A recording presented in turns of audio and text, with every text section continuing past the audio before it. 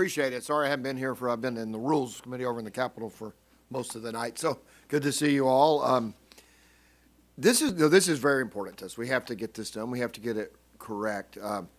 Europe, there's a lot of reasons not to invest in Europe right now, unfortunately. We need a strong Europe. I think it's good for America to have a strong Europe. But we had the European Union, the United States had the same economy in 2008, about the same size. Now we're about 75% bigger. So it's more than their privacy law, but that's certainly a big part of it. A lot of it going after our tech companies, specifically written to go after our tech companies, which is just unfortunate. So to beat China, we have to win the AI battle, and that's energy and making sure we have the right regulatory structure. And the answer is not zero, but the answer is not the AI Act. I understand it takes 330,000 euro. That's probably about $350,000 just to comply with one of the Act's requirements. That was a study. So, Mr. Heather and Mr. Bhargava, if you'll go first, Mr. Bhargava, Mr. Heather, what do you think would happen to little tech and people that want to create startup, people in the garage, the proverbial two people in the garage trying to start a business, if we had the big tech privacy level, the level that Europe does? Start, Mr. Bhargava, and then Sure, go to... absolutely. Yeah, we do think that a lot of the European regulation goes too far on the AI side, but we understand that they're coming from a good place. Like, I certainly think that the European governments are trying to protect consumers, and a lot of the areas we need protection are extremely fair to voice. But unfortunately, it can also go too far. It can be conflicting. It can be between different groups. What are the couple of things that are too far? One thing that's too far, for example, there was one clause that I think it was Article 10, but it basically said that a data set has to be relevant, representative, free of errors, and complete.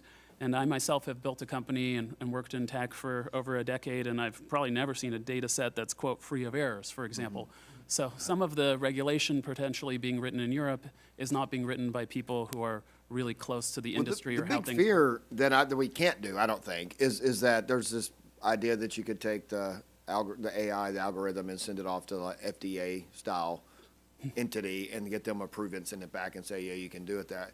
Well, China's just turning them out. And we saw what happened with DeepSeek. Their chips are not as good as ours, but it should wake us all up. So, Mr. Heather, what do you think would be the issues with those types of regulatory? We have to get even data sets approved. So, it could take you a year. You said in one of your earlier comments, didn't even hear back.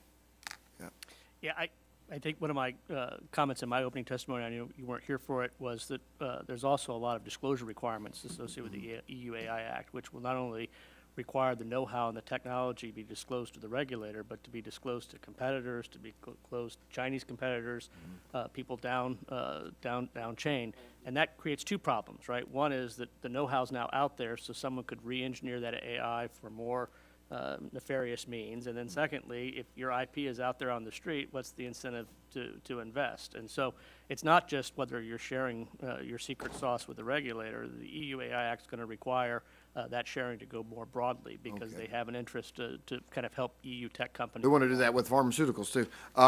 So we've seen like the governor of Colorado, Connecticut, California raised concern about proposed laws in their state. The governor of Virginia vetoed an AI bill. So this would be Mr. Thier.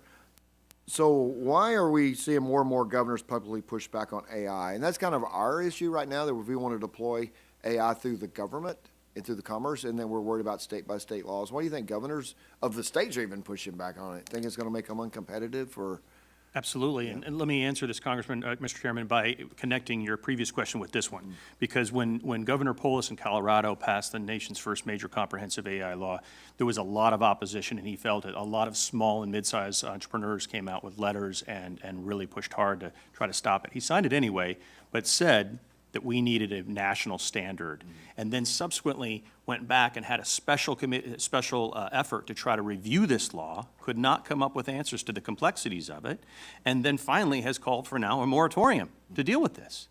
So this is pretty astonishing for someone who signed the first of its kind nation state I got elected AI with him here, yeah, I know. Yeah, and the connection here with your previous question, Mr. Chairman, is the fact that these small and mid-sized entrepreneurs, AI entrepreneurs in Colorado, recognize what's happening in Europe.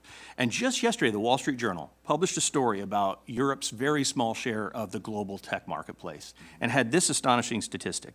Quote, European businesses spend 40% of their IT budgets on complying with regulations, and 2/3 of European businesses don't understand their obligations under the EU AI Act. How do you do business in that environment? And this is what Colorado and other states are recognizing. Thank you. Appreciate that. My time has expired. I'll yield back.